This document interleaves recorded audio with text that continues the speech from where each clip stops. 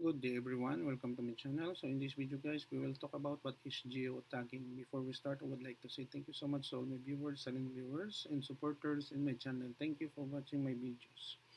If you're new with my channel and then you like this video, please hit the like button.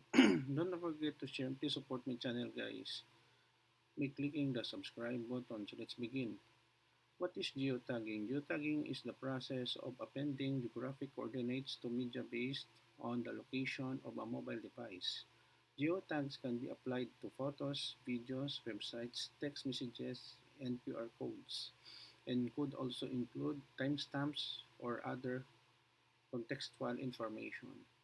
Okay guys, so this is the end of my report on what is geotagging is all about. Thank you so much for listening and watching my videos. If you like this video, please hit the like button. Don't forget to share and please support my channel guys by clicking the subscribe button. See you in the next video tutorial guys. This is your friend Jake saying bye bye for now.